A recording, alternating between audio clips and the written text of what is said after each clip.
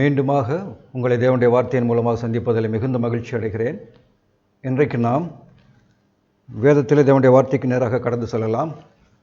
யோவான் எழுதின சுவிசேஷம் 10ஆம் அதிகாரம் 1ஆம் வசனம் முதல் 15ஆம் வசனம் முடிய நாம் பார்க்கலாம்.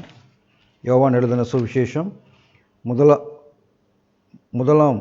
10ஆம் அதிகாரம் 1ஆம் வசனம் முதல் 15வது வசனம் வரை.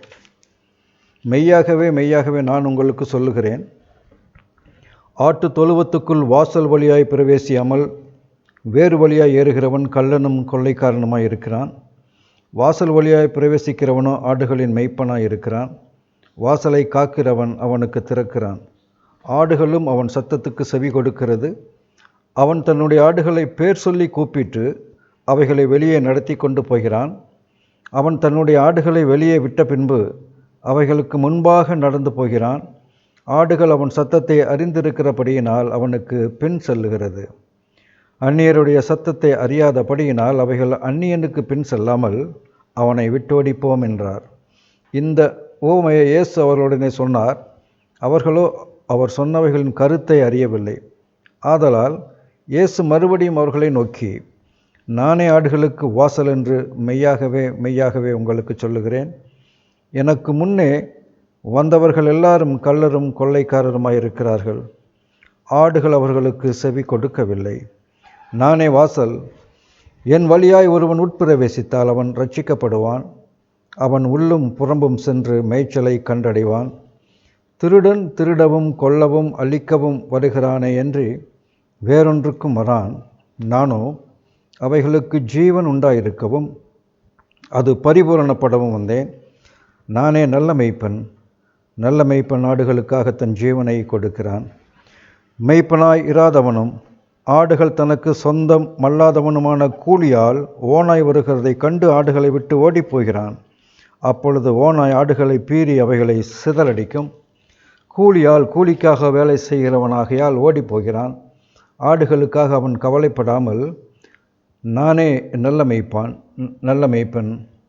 பிதா என்னை அறிந்திருக்கிறது போலவும் நான் பிதாவை அறிந்திருக்கிறது போலவும் நான் என்னுடையவைகளை அறிந்தும் என்னுடையவைகளால் அறியப்பட்டும் இருக்கிறேன்.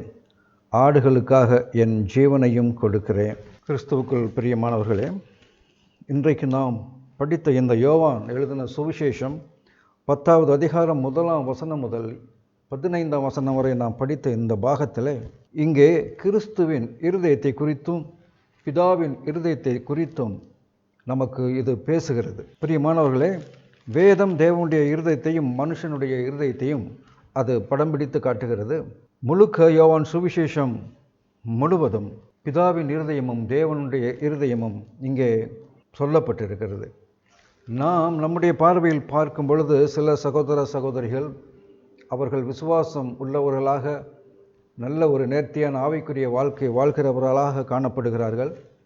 ஆனால் மற்ற சிலரோ அவர்கள் விசுவாசம் இல்லாதவர்களாக, அவர்கள் தேவன் மேல் நம்பிக்கை அற்றவர்களாக அவர்கள் வாழ்வதை நம்மால் பார்க்க முடிகிறது. ஆனால் பிரியமானவர்களே, ஆண்டவராகிய இயேசு கிறிஸ்துவின் பார்வையிலே நம்முடைய சாயல் எப்படி இருக்கிறது? என் சாயல் எப்படி இருக்கிறது? நாம் தவறு செய்திருக்கிறோம், பொய் பேசி இருக்கிறோம், பாவம் செய்திருக்கிறோம். ஆனாலும் இயேசு நம்மை நேசித்தபடியினால் அவர் நம்முடைய பாவங்களுக்காக சிலுவையிலே மரித்து நமக்காக அவர் நம்முடைய பாவங்களை மன்னித்து நித்திய மீட்பை நமக்கு உண்டு பண்ணியிருக்கிறார். ஏனென்றால் அவர் நம்மை நேசிக்கிறார். அவர் நம்மை நேசிக்கிறார். எனவே நாம் இங்கே யோவான் 10:9வது வசனத்திலே சொல்லுகிறதை ஒரு முறை நாம் படித்து பார்க்கலாம். யோவான் 10வது அதிகாரம் 9வது வசனம். நானே வாசல். என் வழியாய் ஒருவன் உட்பிரவேசித்தால் அவன் ரட்சிக்கப்படுவான். அவன் உள்ளும் புறம்பும் சென்று மேய்ச்சலை கண்டடைவான் என்று சொல்லப்பட்டிருக்கிறது. நானே வாசல். ஒருவன் என் வழியாய் உட்பிரவேசித்தால் அவன் ரட்சிக்கப்படுவான். அவன் உள்ளும் புறம்பும் சென்று மேய்ச்சலை கண்டடைவான் என்று சொல்லப்பட்டிருக்கிறது. நாம் நிச்சயமாகவே எந்த ஒரு நன்மையும் இல்லாத ஒரு மக்கள். நாம் தேவனிடத்தில் கொடுப்பதற்கு, கிறிஸ்துவுக்கு கொடுப்பதற்கு எந்த ஒரு நற்கிரியை நம்மிடத்தில் இல்லை. நாம் தேவனை விட்டு பிரிந்தவர்களாக, தேவனுக்கு விரோதமாய் போனவர்களாக இருக்கும் பொழுது இயேசு நம்மை நேசித்தார். அந்த அனாதியான தேவன் நம்மை படைத்தபடியினாலே, அவர் நம்மேல் வைத்த அந்த அனாதியான அன்பினாலே இயேசு நம்மை நேசிக்கிறார். நாம் எந்த நன்மையும் செய்யாதவர்களாக இருந்தாலும் கூட கிறிஸ்து நம்மை நேசிக்கிறார். கிறிஸ்து நம்மை நடத்துகிறார். நம்முடைய பாவங்களை கழுவி இருக்கிறார். நம்மை அவர் என்றைக்கும் நித்தியத்திற்கும் நம்மேல் அவர் அன்பு கூறுகிற ஒரு நேசராக இருக்கிறார் என்று நாம் பார்க்க முடிகிறது. இங்கே ஒரு விபச்சாரத்தில் பிடிக்கப்பட்ட ஸ்திரியை கூட நாம் பார்க்கிறோம். அந்த விபச்சாரத்தில் பிடிக்கப்பட்ட ஸ்திரீ அவள் நியாயப்பிரமாணத்தின்படி நிச்சயமாகவே தண்டிக்கப்பட வேண்டும். அவள் கொல்லப்பட வேண்டும். காரணம், அவள் நியாயப்பிரமாணத்தை மீறி இருக்கிறாள். அவள் பாவம் செய்திருக்கிறாள். எனவே மோசேயின் பிரமாணத்தின்படி நிச்சயமாக அவர் மரித்திருக்க வேண்டும். ஆனால் இயேசு அந்த ஸ்திரியை நேசித்தபடியினால், இயேசு அந்த ஸ்திரியின் பாவங்களை தன்மேல் எடுத்துக்கொண்டபடியினால், இயேசு அந்த ஸ்திரியை அந்த மரணத்திலிருந்து, அந்த பாவத்திலிருந்து, அவர் அந்த பாவத்தின் சம்பளமாகிய மரணத்திலிருந்து, அந்த கற்களை எறிந்து கொல்லப்பட வேண்டிய நிலைமையிலிருந்து இயேசு அவளை மீட்டு கொண்டார் என்று பார்க்கிறோம். எனக்கு அன்பானவர்களே, இந்த ஸ்திரியும் கூட ஆண்டவராகிய இயேசு சொன்னது போல, நானே வாசல், ஒருவன் என் வழியாய் உட்பிரவேசித்தால் ரட்சிக்கப்படுவான், அவன் உள்ளும் புறம்பும் சென்று மேய்ச்சலை கண்டடைவான் என்று சொல்லியிருக்கிறார். இந்த விபச்சாரத்தில் பிடிக்கப்பட்ட ஸ்திரியும் கூட ஆண்டவராகிய இயேசு கிறிஸ்து ஆகிய அந்த வாசல் வழியாய் பிரவேசித்தபடியினாலே தான் அவள் அந்த நியாயப்பிரமாணத்தை மீறின அந்த தண்டனையிலிருந்து, அந்த மரணத்தின் பிடியிலிருந்து அவள் தப்புவிக்கப்பட்டாள். கிறிஸ்துவின் அன்பு அவளை தப்புவித்தது என்று பார்க்கிறோம். அவள் ஆண்டவராகிய இயேசு கிறிஸ்துவுக்கு ஊடே நடந்து போகிற ஒரு பெண்மணியாக இருந்தாள். எனக்கு அருமையானவர்களே, இராணுவத்திலே இந்த வெடிகுண்டை எரிகின்ற ஒரு பயிற்சி என்று ஒன்று உண்டு. அந்த வெடிகுண்டில் இந்த சேஃப்டி பின் என்ற ஒரு ஊசி இருக்கும். அந்த ஊசியோடு நாம் எறிந்தோம் என்றால், அந்த ஊசியை எதிரி கையில் படும் பொழுது அந்த எதிரி அந்த ஊசியை எடுத்து நம்ம திருப்பி எறிந்தால் நாம் கொல்லப்படுவோம். பிரியமானவர்களே, அதை எறிவதற்கு முன்பு நாம் அந்த ஊசியை எடுத்துவிட்டு நாம் எரியும் பொழுது 1, 2, 3 வினாடிகளுக்குள்ளாக அது வெடிக்கும். நாம் அதற்குள்ளாக நாம் அதை தூரமாக எரிந்து போடும் பொழுது அந்த உள்ளிருக்கிற வெடிமருந்தானது அந்த வெடிகுண்டை வெடிக்க செய்யும். இப்படி இராணுவத்தில் பல பயிற்சிகள் உண்டு. அந்த சேஃப்டி பின்னை நாம் எடுக்காமல் எரிந்தால் என்ன ஆகும்? நாம் மரித்து போவோம். எதிரி அதை கைப்பற்றி அதில் இருக்கிற அந்த சேஃப்டி பின்னை எடுத்து அவன் நம்மை திருப்பி தாக்குவான். எனவே அன்பானவர்களே, இந்த சேஃப்டி பின்னை நாம் எப்படி எடுத்து அதை எரிய வேண்டுமோ மிக மிக முக்கியமானதாக இருக்கிறது. எனவே நாம் எவ்வளவுதான் நமக்கு நாம் முயற்சி செய்தாலும் பாவத்தை கழுவுகிற விஷயத்திலே, நம்மை நல்வழியில் நடத்துகிற விஷயத்திலே நாம் எதுவுமே நம்மால் செய்ய முடியாத ஒரு நிலைமையில் இருக்கிற மனிதர்களாக இருக்கிறோம். எனவே தான் ஆண்டவர் நம்மை நேசித்தபடியினால், தேவன் நம்மேல் அன்பு கூர்ந்தபடியினால், ஆண்டவராகிய இயேசு கிறிஸ்து மூலமாய் நம்மை பாவத்திலிருந்து அவர் மீட்டெடுத்திருக்கிறார். அவர் நம்மை வழிநடத்துகிறார். அவர் நமக்கு உதவி செய்கிறார். எல்லாவற்றிலும் நம்மை அவர் காப்பாற்றுகிறார். இந்த ஸ்திரீ, விபச்சாரத்தில் பிடிக்கப்பட்ட ஸ்திரீ, ஒருவேளை அவள் கற்களால் எரிந்து கொல்லப்பட்டிருப்பாளே. ஆனால் கற்பனை பண்ணி பார்க்கலாம், அந்த ஸ்திரீ எந்த அளவுக்கு அவள் கொடுமையாக, கொடூரமாக, குரூரமாக அவள் மரித்திருக்க வேண்டும். அந்த கற்கள் அவளுடைய மண்டையை தாக்கியிருக்கும். அந்த கற்கள் அவளுடைய முதுகெலும்பை தாக்கியிருக்கும். அந்த கற்கள் அவளுடைய கை எலும்புகளையும் கால் எலும்புகளையும் தாக்கியிருக்கும். அவள் உடல் முழுக்க அந்த கற்கள் பட்டதினாலே அவள் மிகவும் மோசமாக இரத்தம் சிந்தி, உடல் முழுக்க இரத்த காயங்களோடு அவள் போராடி அந்த கற்குவியலுக்குள்ளாகவே அவள் ஒரு பிணமாக மாறி இருக்கக்கூடும். அப்படிப்பட்ட கொடூரமான உளையான சேற்றிலிருந்து, அந்த தண்டனையிலிருந்து, இந்த மரணத்திலிருந்து ஆண்டவராகிய இயேசு கிறிஸ்து அவளை மெய்யாகவே காப்பாற்றினார். எப்படி அவளால் காப்பாற்றப்பட முடிந்தது? அவள் ஆண்டவராகிய இயேசு கிறிஸ்துவாகிய நானே வாசல், ஒருவன் எனக்குள்ளே என் வழியாய் பிரவேசித்தால் அவன் ரட்சிக்கப்படுவான், உள்ளும் புறமும் சென்று மேய்ச்சலை கண்டடைவான் என்று ஆண்டவராகிய இயேசு கிறிஸ்து சொன்ன அந்த வார்த்தையின்படி அவள் கிறிஸ்துவின் வாசல் மூலமாக அவள் கடந்து வந்தபடினாலே அவள் அந்த மரணத்திலிருந்து அவள் காப்பாற்றப்பட்டாள். அவள் பாவங்களை ஆண்டவர் மன்னித்தார் என்று நாம் பார்க்கிறோம். எனவே வாசல் வழியாய் உட்பிரவேசிக்காதவன் மெய்ப்பன் வாசல் வழியாய் பிரவேசிக்கிறான். அந்த மெய்ப்பனுக்கு வாசலை காக்கிறவன் அவர் கேட்டை திறந்து விடுகிறான். எனவே பிரியமானவர்களே, இந்த வாசலை தவிர புறம்பாக வருகிறவன் கள்ளனும் கொள்ளைக்காரனுமாய் இருக்கிறான் என்று ஆண்டவராகிய இயேசு கிறிஸ்து சொல்லுகிறார். ஆண்டவராகிய இயேசு கிறிஸ்துவே அல்லாமல் இந்த உலகத்திலே நாம் ரட்சிக்கப்படும்படிக்கு வேறொரு நாமம் கட்டளையிடப்படவில்லை என்று வேதம் சொல்லுகிறது. எனவே நம்முடைய பாவங்களை நாம் மன்னிக்கப்பட வேண்டியவர்களாக இருக்கிறபடினாலே ஆண்டவராகிய இயேசு கிறிஸ்து நம்மை மன்னிக்கிறவராய் இருக்கிறார். வார்த்தை சொல்லுகிறது, இந்த உலகத்திலே நம்முடைய பாவங்களை மன்னிப்பதற்கு ஆண்டவராகிய இயேசு கிறிஸ்துவின் நாமமே அல்லாமல் வேறொரு நாமம் கட்டளையிடப்படவில்லை என்று சொல்லுகிறது. எனவே அன்பானவர்களே, ஆண்டவராகிய இயேசு கிறிஸ்து நேற்றும் என்றும் மாறாதவராய் இருக்கிறபடியினாலே நாம் மாறுவோம். ஆனால் அவருடைய வாக்குத்தத்தங்கள், அவருடைய அன்பு, அவருடைய நேசம், அவருடைய வழிநடத்துதல், அவருடைய பாதுகாப்பு என்றுமே மாறாததாக இருக்கிறது. இந்த விபச்சாரத்தில் பிடிக்கப்பட்ட ஸ்திரீ அப்போ எந்த அளவுக்கு ஆண்டவருக்கு நன்றியுள்ளவளாக அந்த இடத்தை விட்டு கடந்து போயிருப்பாள். ஆண்டவரே, நான் ரொம்ப நன்றி ஆண்டவரே, என்னை நீங்கள் இவ்வளவு பெரிய மரணத்தின் பிடியிலிருந்து என்னை விடுவித்திருக்கிறீர்கள் ஆண்டவரே, உமக்கு ரொம்ப நன்றி செலுத்துகிறேன். அவள் வீட்டுக்கு நடந்து போகும் வழியிலே எத்தனை தடவை அவளுடைய இருதயம் ஆண்டவராக இயேசு கிறிஸ்துவின் அன்பினால் நிறைந்திருக்கும் பொழுது அவள் இவ்வண்ணமாக ஆண்டவரை நோக்கி அவளுடைய இருதயம் நன்றியுள்ளதாக இருந்திருக்கும். அவள் உட்காரும் பொழுதும், அவள் எழுந்திருக்கும் பொழுதும், அவள் தூங்கும் பொழுதும் அவளுடைய எண்ணமெல்லாம் ஆண்டவருடைய அன்பினால் நிறைந்திருக்கும். அவள் எப்படி அந்த கொடூரமான தண்டனையிலிருந்து, கற்களால் எரிந்து கொல்லப்பட வேண்டிய தண்டனையிலிருந்து தான் காப்பாற்றப்பட்டதை நினைத்து அவள் ஆண்டவருக்கு நேராக அந்த நன்றி உடையவளாக இருந்திருப்பாள் இல்லையா? அப்படியே பிரியமானவர்களே, நாமும் நம்முடைய வாழ்க்கையிலே நம்முடைய பாவங்கள் மன்னிக்கப்பட நானே வாசல், ஒருவன் என் வழியாய் உட்பிரவேசித்தால் ரட்சிக்கப்படுவான், அவன் உள்ளும் புறம்பும் சென்று மேய்ச்சலை கண்டடைவான் என்று ஆண்டவர் சொல்லியிருக்கிறார். மேலும் நாம் பார்க்கிறோம், வேதாகமத்திலே 38 வருடமாக வியாதியாயிருந்த ஒரு மனிதன், அவன் பெதஸ்தா குளத்திலே இத்தனை நாட்களாக 38 வருஷமாக அவன் யாருமே அவனை காப்பாற்றப்பட முடியாத சூழ்நிலையில் இருந்த பொழுது ஒரு நாள் ஆண்டவராக இயேசு கிறிஸ்து அங்கே வந்தார்.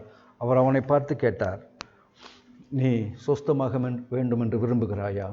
அவன் சொன்னான், ஆண்டவரே, தூதன் தண்ணீரை கலக்கும் பொழுது என்னை அதில் கொண்டு போய் விடுகிறதுக்கு யாரும் இல்லை.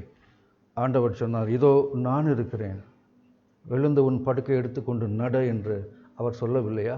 பிரியமானவர்கள், அந்த மனிதன் எப்படி ரட்சிக்கப்பட்டான்? 38 வருட வியாதியஸ்தனாக இருந்தவன், தன்னுடைய எதுவுமே செய்ய முடியாமல் அங்கே படுத்து கிடந்த அந்த மனிதன் எப்படி ஆண்டவராக இயேசு கிறிஸ்து மூலமாக ரட்சிக்கப்பட்டான்? நானே வாசல், ஒருவன் என் வழியாய் உட்பிரவேசித்தால் அவன் ரட்சிக்கப்படுவான், உள்ளும் புறமும் சென்று அவன் மேய்ச்சலை கண்டடைவான் என்று வசனம் சொல்லுகிறது போல அந்த மனிதனும் கூட அந்த ஆண்டவராகிய இயேசு கிறிஸ்துவாகிய வாசலின் ஊடாக கடந்து வந்தபடியினாலே அவன் ரட்சிக்கப்பட்டான் என்று பார்க்கிறோம்.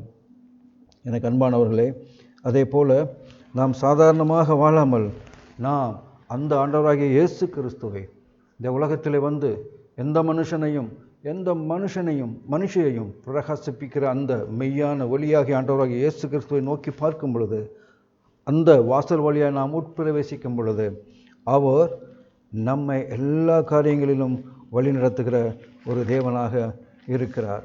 ஒரு நாள் மார்க் 2ஆம் அதிகாரத்திலே பார்க்கிறோம், ஒரு திமிர்வாதக்காரனை அந்த ஓட்டை பிரித்து ஆண்டவராகிய இயேசு கிறிஸ்து முன்பதாக அவர்கள் இறக்குகிறார்கள். அப்பொழுது அந்த திமிர்வாதக்காரனை பார்த்து ஆண்டவர் சொன்னார், மகனே, உன் பாவங்கள் மன்னிக்கப்பட்டது, எழுந்து உன் படுக்கையை எடுத்துக்கொண்டு நட. எப்படி இந்த திமிர்வாதக்காரன் எதுவுமே செய்ய முடியாத, ஒன்றுமே செய்யாத இந்த மனிதனுடைய பாவங்களை ஆண்டவராகிய இயேசு கிறிஸ்து சொன்னார், மகனே, உன் பாவங்கள் மன்னிக்கப்பட்டது. ஆண்டவராகிய வாசல் ஆண்டவராகிய இயேசு கிறிஸ்துவாகிய அந்த வாசல் வழியை அவன் உட்பிரவேசித்த பொழுது அவனுடைய பாவங்கள் மன்னிக்கப்பட்டது. அவன் தன்னுடைய அந்த நீண்ட நெடிய காலத்தில் அவன் வியாதியஸ்தனாக இருந்த அந்த காரியத்திலிருந்து அவன் ரட்சிக்கப்பட்டான். அவன் குணமாக்கப்பட்டான். அவன் எழுந்து அவன் சந்தோஷத்தோடு ஆண்டவரை துதித்து கொண்டு திரும்பி போனான் என்று பார்க்கிறோம். பிரியமானவர்களே, இன்றைக்கு நாம் எப்படி இருக்கிறோம்? பவுல் சொல்லுகிறார், என் மனதின் பிரமாணத்தின்படி நான் என் உள்ளான மனுஷ விருப்பத்தின்படி நான் நன்மை செய்ய விரும்புகிறேன், ஆனால் நன்மை செய்வதோ என்னிடத்தில் இல்லை. என்னுடைய மனதின் விருப்பத்திற்கு எதிராக போராடுகிற ஒரு பிரமாணத்தை நான் என் மாம்சத்தில் நான் பார்க்கிறேன். நிர்பந்தமான மனுஷன் நான், யார் என்னை இந்த மரண சரீரத்தின்று விடுதலையாக்குவார் என்று அவர் அங்கலாய்க்கிற பொழுது ஆண்டவராகிய இயேசு கிறிஸ்து அவை சந்தித்த பொழுது, ஆண்டவராகிய இயேசு கிறிஸ்துவாகிய அந்த வாசல் வழியாய் அப்போஸ்தலனாகிய பவுல் பிரவேசித்த பொழுது அவர் ரட்சிக்கப்பட்டார். உள்ளும் புறமும் சென்று அவர் மேய்ச்சலை கண்டடைந்தார் என்று பார்க்கிறோம். பிரியமானவர்களே, வசனம் சொல்லுகிறது, நானே வாசல், என் வழியாய் ஒருவன் உட்பிரவேசித்தால் ரட்சிக்கப்படுவான், அவன் உள்ளும் புறமும் சென்று மேய்ச்சலை கண்டடைவான். எனக்கு அன்பானவர்களே, இன்றைக்கு உங்களுடைய வாழ்க்கையிலே உங்களுடைய பாவ பிரச்சனை தீர்க்கப்பட்டு விட்டதா? தீர்க்கப்படவில்லையா? நீங்கள் இயேசு கிறிஸ்துவாகிய அந்த வாசலுக்கு ஊடாக நீங்கள் கடந்து செல்லும் பொழுது, நீங்கள் நுழையும் பொழுது, நீங்கள் பிரவேசிக்கும் பொழுது உங்களுடைய பாவங்களை ஆண்டவர் மன்னிக்கிறார். அது மாத்திரமல்ல, உங்களுடைய எல்லா காரியங்களையும் ஆண்டவராகிய இயேசு கிறிஸ்து பொறுப்பேற்றுக் கொள்வார் என்று நாம் பார்க்கிறோம். நானே வாசல், ஒருவன் என் வழியாய் உட்பிரவேசித்தால் அவன் ரட்சிக்கப்படுவான், உள்ளும் புறமும் சென்று அவன் மேய்ச்சலை கண்டடைவான் என்று வசனம் சொல்லுகிறது. எனக்கு அன்பானவர்களே, நாம் பார்க்கிறோம், நம்முடைய எதிர்காலம், நம்முடைய குழந்தைகள் எதிர்காலம், நம்முடைய குழந்தைகளின் திருமணம், நம்முடைய குழந்தைகளின் காரியங்கள், உங்கள் வேலை, எல்லாவற்றையும் நாம் செய்வதை விட ஆண்டவராகிய இயேசு கிறிஸ்து செய்வது மிகவும் பரிபூர்ணமாக இருக்கும். அது நிரந்தரமாக இருக்கும். அதில் சந்தோஷம் இருக்கும், அதில் சமாதானம் இருக்கும். எனவே எந்த ஒரு காரியத்தையும் குறித்து, உங்கள் எதிர்காலத்தை குறித்து நீங்கள் கவலைப்படாமல் எல்லாவற்றையும் அவருடைய கரத்தில் நீங்கள் ஒப்புக்கொடுங்கள். எல்லாவற்றையும் நாம் செய்வதை விட சிறப்பாக செய்வார். நம்முடைய எதிர்காலம் அவர் கையில் இருக்கும் பொழுது நாம் மிகுந்த பாதுகாப்பு இருப்போம். நம்முடைய குழந்தைகளின் பிரச்சனைகள் அவர் கையில் இருக்கும் பொழுது நம்முடைய குழந்தைகள் மிகவும் அந்த பிரச்சனையிலிருந்து விடுவிக்கப்படுவார்கள். பிரியமானவர்களே, நம்முடைய அனைத்து காரியங்களிலும், நம்முடைய ஆரோக்கியம், நம்முடைய வேலை, நம்முடைய உழைப்பு, நம்முடைய உயிர், நம்முடைய ஜீவன் அனைத்தும் அவருடைய காரியத்திலே நாம் ஒப்புக் கொடுக்கும் பொழுது அவர் முற்று முடிய ரட்சிக்க அவர் வல்லவராய் இருக்கிறார். அவர் நம்மை வழிநடத்த வல்லவராய் இருக்கிறார் என்று நாம் பார்க்கிறோம். ஒரு பிறவை குருடன் ஆண்டவராக இயேசு கிறிஸ்துவிடம் வந்த பொழுது அவன் கேட்டான், ஆண்டவரே நீர் என்னை குணமாக்க முடியுமா என்கிறதான எண்ணத்திலே அவன் அங்கே இருந்த பொழுது, ஆண்டவரே உமக்கு சித்தமானால் என்னை சுத்தமாக்க உம்மால் முடியும். பிறவி குருடன் அல்ல, அந்த குஷ்டரோகி. ஒரு குஷ்டரோகி ஆண்டவரத்தில் வந்து, ஆண்டவரை உமக்கு சித்தமானால் என்னை சுத்தமாக்க உம்மால் ஆகும் என்று சொன்னான். இந்த குஷ்டரோகி ஆண்டவராகிய இயேசு கிறிஸ்துவில் பிரவேசித்தால் நான் சுகமாக முடியும், ஆனால் எனக்கு தெரியவில்லை அவர் என்னை சுத்தமாக்குவாரா மாட்டாரா என்று. அப்படிப்பட்டதான ஒரு சந்தேகத்தின் அந்த இருதயத்திலே அவனுக்கு அப்படிப்பட்டதான சந்தேகத்தை சாத்தான் கொடுத்த பொழுது அதை ஆண்டவராகிய இயேசு கிறிஸ்துவிலே அவன் கேட்கிறான், ஆண்டவரே என்னை சுத்தமாக்க முடியுமா என்று அவன் கேட்கும் பொழுது ஆண்டவர் சொன்னார், எனக்கு சித்தம் உண்டு, நீ சுத்தமாகு. ஆண்டவரே உமக்கு சித்தமானால் என்னை சுத்தமாக்க உம்மாலாகும். அப்படிப்பட்ட விசுவாசத்தை ஆண்டவர் கனப்படுத்தியதை நாம் பார்க்கிறோம். அவர் உடனடியாக பதில் சொன்னார், எனக்கு சித்தம் உண்டு, நீ சுத்தமாகு. எப்படி அந்த தொழுநோயாளி, அந்த குஷ்டரோகி எப்படி அந்த நோயிலிருந்து அவனால் விடுபட முடிந்தது?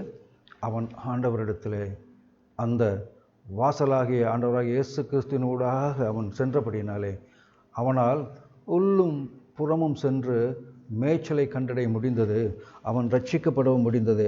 எனக்கு அன்பானவர்களை, இன்று நாம் எந்த நிலையில் இருந்தாலும், நமக்கு எப்படிப்பட்ட பிரச்சனைகள் நம்முடைய வாழ்க்கையில் வந்தாலும், நாம் ஆண்டவரை நோக்கி பார்க்கிறோமா? அவருடைய சுவிசேஷத்தை, நற்செய்தியை நாம் பிரசங்கிக்கிறோமா? அவருடைய நற்செய்தியை நீங்கள் தைரியமாக எல்லாரிடத்திலும் அவருடைய நற்செய்தியை நீங்கள் பிரசங்கிக்கிறீர்களா? அவருடைய நற்செய்தியை நீங்கள் அறிவிக்கிறீர்களா? ஏனென்றால் எப்படி நாம் அந்த வாசலுக்குள்ளாக பிரவேசித்து, உள்ளும் புறமும் சென்று வாசலுக்குள்ளாக பிரவேசித்து ரட்சிப்பை பெற்றுக்கொண்டு உள்ளும் புறமும் சென்று மேய்ச்சலை கண்டடைந்தோமோ, அப்படியே இந்த உலகத்தில் இருக்கிற மற்ற எல்லோரும் அதே போல ஆண்டவராகிய அந்த வாசலுக்குள்ளாக, இயேசு கிறிஸ்துவாகிய அந்த ஆற்றின் வாசலுக்குள்ளாக பிரவேசித்து அவர் ரட்சிக்கப்பட்டு உள்ளும் புறமும் சென்று அவர்கள் தங்களுடைய மேய்ச்சலை கண்டடைய முடியும். என் அன்பானவர்களே, இந்த விபச்சாரத்தில் பிடிக்கப்பட்ட ஸ்திரியும் அதே போல்தான். அவள் அந்த வாசலுக்குள், கிறிஸ்துவாகிய வாசலுக்குள் பிரவேசித்தபடியினாலே அவள் ரட்சிக்கப்பட்டாள். அவள் அந்த கல்லிருந்து கொல்லப்பட வேண்டிய நிலைமையிலிருந்து அவள் விடுவிக்கப்பட்டாள். இந்த யோவான் 10ஆம் அதிகாரம் 1ஆம் வசனம் முதல் 15வது வசனம் வரை நாம் படித்த பொழுது ஆண்டவராக இயேசு கிறிஸ்து சொல்லுகிறார், நானே நல்ல மேய்ப்பன். நல்ல மேய்ப்பன் ஆடுகளுக்காக தன் ஜீவனை கொடுக்கிறான். நம்முடைய ஜீவன் அவருடைய கரத்தில் இருக்கிறது. நம்முடைய பாதுகாப்பு அவருடைய கரத்தில் இருக்கிறது. நம்முடைய எதிர்காலம் அவருடைய கரத்தில் இருக்கிறது. நம்முடைய பிள்ளைகளின் எதிர்காலம் அவருடைய கரத்தில் இருக்கிறது. நம்முடைய அனைத்தும் அவருடைய கரத்தில் இருக்கிறது. பிரியமானவர்களே, நாம் நம்மை காப்பாற்ற முற்படுவதை விட ஆண்டவராகிய இயேசு கிறிஸ்துவிடம் ஒப்படைக்கும் பொழுது அவர் எல்லாவற்றையும் நேர்த்தியாக செய்கிறவராக இருக்கிறார். ஏனென்றால் அவர் நித்தியமாக நம்மை நேசிக்கிறார். நம்மிடத்திலே அவர் நேசிப்பதற்கு எந்த ஒரு காரியமும் இல்லை. நாம் அழுக்கான மனிதர்களாக, பாவிகளாக, தவறு செய்பவர்களாக, பொய் பேசுபவர்களாக நாம் அவருக்கு நம்மிடத்திலிருந்து கொடுப்பதற்கு எந்த ஒரு நன்மையான காரியம் நம்மிடத்தில் இல்லாத நிலையிலே ஆண்டவராகிய இயேசு கிறிஸ்து நம்மை நேசித்தபடியினாலே அவருடைய நேசம் இன்றும் என்றும் மாறாததாக இருக்கிறது. அவருடைய வாக்குத்தத்தம் இன்றும் என்றும் மாறாததாக இருக்கிறது. அவருடைய உடன்படிக்கை இன்றும் என்றும் மாறாததாக இருக்கிறது. ஆம் பிரியமானவர்களே, நாம் மாறுவோம். ஆனால் நம்மை பொறுத்ததல்ல.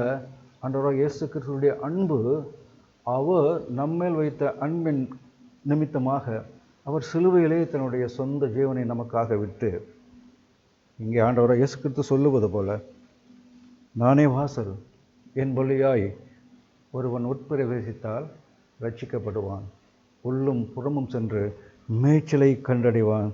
நானே நல்ல மேய்ப்பன். நல்ல மேய்ப்பன் ஆடுகளுக்காக தன் ஜீவனை கொடுக்கிறான் என்று இங்கே ஆண்டவராகிய இயேசு கிறிஸ்து சொல்கிறார். பிரியமானவர்களே, நமக்கு ஏன் பிரச்சனை வருகிறது? நமக்கு ஏன் துன்பம் வருகிறது? நமக்கு ஏன் வியாதி வருகிறது? நமக்கு ஏன் கஷ்டம் வருகிறது? இந்த எல்லா காரியங்களின் மூலமாக கிறிஸ்து இயேசுவை நாம் கண்டுபிடிக்கும்படியாக, கிறிஸ்து இயேசுவாகிய அந்த ஆட்டு வாசலுக்குள்ளே நாம் பிரவேசிக்கும்படியாகத்தான் ஆண்டவர் இப்படிப்பட்ட காரியங்களை நம்முடைய வாழ்க்கையில் அனுமதிக்கிறார். நீங்கள் அதனாலே சோர்ந்து போய் இருக்கிறீர்களா? ஐயோ எனக்கு ஏன் துன்பம் வருகிறது? ஐயோ எனக்கு ஏன் கஷ்டம் வருகிறது? ஐயோ எனக்கு ஏன் இப்படி இருக்கிறது? ஏன் எனக்கு மட்டும் இப்படி நடக்கிறது? பிரியமானவர்களே, இதுதான் ஒரு சரியான வாய்ப்பு ஆண்டவராகிய இயேசு கிறிஸ்துவை நீங்கள் கண்டுபிடிப்பதற்கு. ஆண்டவராகிய இயேசு கிறிஸ்துவாகிய அந்த வாசலை கண்டுபிடித்து அதனுள்ளே நீங்கள் பிரவேசிக்கும் பொழுது எல்லா பிரச்சனைகளிலிருந்தும், முதலாவது பாவத்தின் பிரச்சனையிலிருந்து அவர் நம்மை முற்றுமுடிய ரட்சிக்க வல்லவராயிருக்கிறார். அது மாத்திரமல்ல, பாவத்தின் பிரச்சனையிலிருந்து முற்றுமுடிய நம்மை ரட்சிக்க வல்லவராக இருக்கிற ஆண்டவராகிய இயேசு கிறிஸ்து மற்ற எல்லா காரியங்களிலும், இந்த உலகத்தின் காரியங்களிலும் அவர் நம்மை பாதுகாக்க, அவர் நம்மை வழிநடத்த, அவர் இறுதி வரை நம்மோடு இருக்க அவர் சித்தமுள்ளவராக இருக்கிறார். ஆண்டவராகிய இயேசு கிறிஸ்து மத்தேயு எழுதின சுவிசேஷம் 20ஆம் அதிகாரம் 28வது வசனத்தில் இப்படியாக சொன்னார், இதோ உலகத்தின் முடிவு பரியந்தம் சகல நாட்களிலும் நான் உங்களுடனே கூட இருக்கிறேன். அவர் நம்மை விட்டு உங்களை விட்டு விலகுவதும் இல்லை, உங்களை கைவிடுவதும் இல்லை என்று ஆண்டவர் வாக்குத்தத்தம் பண்ணியிருக்கிறார். அப்படிப்பட்ட வாக்குத்தத்தங்கள் அவைகள் நேற்றும் இன்றும் என்றும் அவைகள் மாறாதவைகளாக இருக்கிறது. எபிரேயர் 13:8 இப்படியாக சொல்லுகிறது, இயேசு கிறிஸ்து நேற்றும் இன்றும் என்றும் மாறாதவராயிருக்கிறார். எப்படி அவர் மாறாதவராக இருக்கிறாரோ பிரியமானவர்கள், அவருடைய வாக்குத்தத்தங்களும் மாறாதவைகள். எனவே ஆண்டவராகிய இயேசு கிறிஸ்துவாகிய அந்த நானே வாசல், ஒருவன் என் வழியாய் உட்பிரவேசித்தால் அவன் ரட்சிக்கப்படுவான், உள்ளும் புறமும் சென்று மேய்ச்சலை கண்டடைவான் என்று சொல்கிறார். பிரியமானவர்களே, உள்ளும் அவன் மேய்ச்சலை கண்டடைவான், வெளியிலும் அவன் மேய்ச்சலை கண்டடைவான். காரணம், அவர் நம்மை நித்தியத்திற்கும் நேசித்திருக்கிறார். அவர் நம்மை நித்தியத்திற்கும் வழிநடத்த விரும்புகிறார். அவர் நம்மை நித்தியத்துக்கும் அவரோடு கூட எடுத்துக்கொண்டு போக விரும்புகிறார். அவர் நமக்கு இந்த உலகத்திலும் சந்தோஷத்தையும் சமாதானத்தையும், பிரியமானவர்களே, பாவ மன்னிப்பையும், அனைத்து ஆசீர்வாதங்களையும் அவர் நமக்கு கொடுக்க வல்லவராக இருக்கிறார். நானே வாசல், ஒருவன் என் வழியாய் உட்பிரவேசித்தால் அவன் ரட்சிக்கப்படுவான், உள்ளும் புறமும் சென்று அவன் மேய்ச்சலை கண்டடைவான் என்று ஆண்டவர் சொல்லுகிறார். தாவீது ராஜா சொல்லும்போது கூட, கர்த்தர் என் மேய்ப்பராய் இருக்கிறார், நான் தாழ்ச்சி அடையேன். நான் மரண இருளின் பள்ளத்தாக்கில் நடந்தாலும் பொல்லாப்புக்கு பயப்படேன், தேவரீர் என்னோட கூட இருக்கிறீர். ஆண்டவராகிய இயேசு கிறிஸ்து நமக்கு செய்த அந்த வாக்குத்தத்தம், இதோ உலகத்தின் முடிவு புரிந்தும் சகல நாட்களிலும் நான் உங்களோடு இருக்கிறேன். அதையே தான் தாவீது ராஜாவும் அங்கே சொல்லுகிறார். சங்கீதத்தில் 23, நான் மரண இருளின் பள்ளத்தாக்கில் நடந்தாலும் பொல்லாப்புக்கு பயப்படேன், தேவரீர் என்னோட கூட இருக்கிறீர். தாவீது ராஜா அந்த வாசலாகிய நானே வாசல், ஒருவன் என் வழியாய் உட்பிரவேசித்தால் ரட்சிக்கப்படுவான், உள்ளும் புறமும் சென்று மேய்ச்சலை கண்டடைவான் என்று ஆண்டவர் அங்கே சொல்லியிருக்கிறார். பிரியமானவர்களே, நீங்கள் ஒன்றுக்கும் கவலைப்படாமல் ஆண்டவராகிய இயேசு கிறிஸ்துவாக அந்த வாசல் வழியாக நீங்கள் உட்பிரவேசித்திருக்கிறீர்களா? நீங்கள் உட்பிரவேசித்தால் நீங்கள் ரட்சிக்கப்படுவீர்கள், உள்ளும் புறமும் சென்று மேய்ச்சலை கண்டடைவீர்கள். அப்படிப்பட்டதான ஆசீர்வாதத்தை ஆண்டவர் நமக்கு இன்றும் வைத்திருக்கிறார். இந்த யோவான் எழுதின சுவிசேஷம் சொல்லுகிறது, நானே நல்ல மேய்ப்பன். ஆண்டவராகிய இயேசு கிறிஸ்துவே நல்ல மேய்ப்பன். நல்ல மேய்ப்பன் ஆடுகளுக்காக தன் ஜீவனை கொடுக்கிறார் என்று சொல்லப்பட்டிருக்கிறது. பிரியமானவர்களே, மேலும் நாம் இங்கே பார்க்கும் பொழுது 15வது வசனத்திலே அவர் சொல்லுகிறார், நான் என்னுடையவைகளை அறிந்தும் என்னுடையவைகளால் அறியப்பட்டும் இருக்கிறேன், ஆடுகளுக்காக என் ஜீவனையும் கொடுக்கிறேன். எனவே எனக்கு அன்பானவர்களே, ஆடுகளுக்காக நாம் எந்த ஆடுகள் ஆண்டவராகிய இயேசு கிறிஸ்துவ வாசலுக்குள்ளே, அந்த தொழுவத்தின் வாசலுக்குள்ளே பிரவேசிக்கிறதோ அந்த ஆடுகள் எல்லாம் ரட்சிக்கப்படும். அந்த ஆடுகள் உள்ளும் புறமும் சென்று மேய்ச்சலை கண்டடையும்.